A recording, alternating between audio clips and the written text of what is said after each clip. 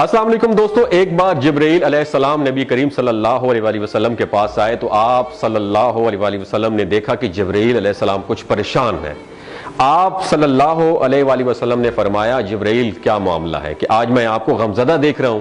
تو جبرائیل علیہ السلام نے عرض کی اے محبوب، کل میں اللہ پاک کے حکم سے جہنم کا نظارہ کر کے آیا ہوں، اس کو دیکھنے سے مجھ پہ غم کے آثار نمودار ہو رہے ہیں۔ نبی کریم صلی اللہ علیہ وسلم نے فرمایا کہ جبرائیل مجھے بھی جہنم کے حالات بتاؤ۔ جبرائیل نے عرض کی جہنم کے کل 7 درجے ہیں اور ان میں سے جو سب سے نیچے والا درجہ ہے اللہ ان میں منافقوں کو رکھے گا، اس سے اوپر والے 6 درجے میں اللہ تعالیٰ مشرک لوگوں کو ڈالیں گے، اس سے اوپر 5ویں درجے میں اللہ سورج اور چاند کی پرستش کرنے والوں کو، عبادت کرنے والوں کو ڈالیں گے، 4تھے درجے میں اللہ پاک آتش پرست لوگوں کو ڈالیں گے، اور 3رے درجے میں اللہ پاک یہود کو ڈالیں گے، 2 درجے میں اللہ تعالیٰ عیسائیوں کو ڈالیں گے۔ یہ کہہ کر جبرائیل علیہ السلام خاموش ہو گئے تو نبی کریم صلی اللہ علیہ وسلم نے پوچھا جبرائیل آپ خاموش کیوں ہو گئے؟ مجھے بتاؤ کہ پہلے درجے میں کون ہوگا؟ جبرائیل علیہ السلام نے عرض کیا کہ اے اللہ کے رسول، پہلے درجے میں اللہ پاک آپ کی امت کے گناہگاروں کو ڈالیں گے۔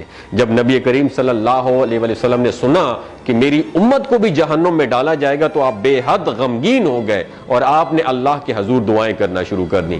3 دن ایسے گزرے کہ اللہ کے محبوب مسجد میں نماز پڑھنے کے لیے تشریف لاتے، نماز پڑھ کر حجرے میں تشریف لے جاتے اور دروازہ بند کر کے اللہ کے حضور رو رو کر دعائیں فرماتے۔ صحابہ حیران تھے کہ نبی کریم صلی اللہ علیہ وآلہ وسلم پر یہ کیفیت کیسے طاری ہوئی ہے، مسجد سے حجرے جاتے ہیں، گھر بھی تشریف لے کر نہیں جا رہے۔ جب 3را دن ہوا تو سیدنا ابو بکر صدیق رضی اللہ تعالیٰ عنہ سے رہا نہیں گیا، وہ دروازے پر آئے اور دستک دی اور سلام کیا، لیکن سلام کا جواب نہیں آیا۔ آپ روتے ہوئے سیدنا عمر رضی اللہ تعالیٰ عنہ کے پاس آئے اور فرمایا کہ میں نے سلام کیا لیکن سلام کا جواب نہیں پایا، لہٰذا آپ جائیں، ہو سکتا ہے آپ کو سلام کا جواب مل جائے۔ آپ گئے تو آپ نے 3 مرتبہ سلام کیا لیکن سلام کا جواب نہ آیا۔ حضرت عمر رضی اللہ تعالیٰ عنہ نے سلمان فارسی کو بھیجا لیکن پھر بھی سلام کا جواب نہیں آیا۔ حضرت سلمان فارسی نے واقعے کا تذکرہ حضرت علی رضی اللہ تعالیٰ عنہ سے فرمایا۔ انہوں نے سوچا کہ جب اتنے عظیم شخصیت کو سلام کا جواب نہیں ملا تو مجھے بھی خود نہیں جانا چاہیے، بلکہ مجھے ان کی نور نظر بیٹی حضرت فاطمہ رضی اللہ تعالیٰ عنہا انہیں اندر بھیجنا چاہیے۔ لہٰذا آپ نے حضرت فاطمہ رضی اللہ تعالیٰ عنہا کو سب احوال بتا دیا۔ آپ حجرے کے دروازے پر آئیں، ابا جان السلام علیکم، بیٹی کی آواز سن کر محبوب کائنات اٹھے، دروازہ کھولا اور سلام کا جواب دیا۔ ابا جان یہ آپ پر کیا کیفیت ہے کہ 3 دن سے آپ یہاں پہ تشریف فرما ہے؟ نبی کریم صلی اللہ علیہ وسلم نے فرمایا کہ جبرائیل نے مجھے آگاہ کیا ہے کہ میری امت بھی جہنم میں جائے گی۔ فاطمہ بیٹی، مجھے اپنی امت کے گناہگاروں کا غم کھائے جا رہا ہے اور میں اپنے مالک سے دعائیں کر رہا ہوں کہ اللہ ان کو معاف کر دے اور جہنم سے بری کر دے۔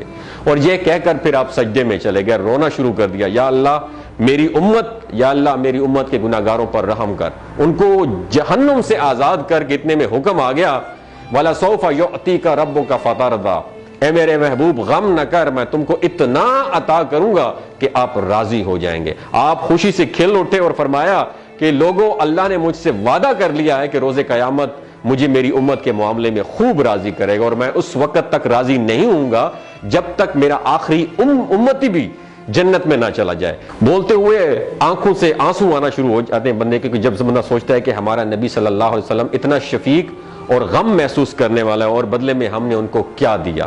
آپ کا 1 سیکنڈ اس ویڈیو کو دوسرے لوگوں تک پہنچانے کا سورس ہے۔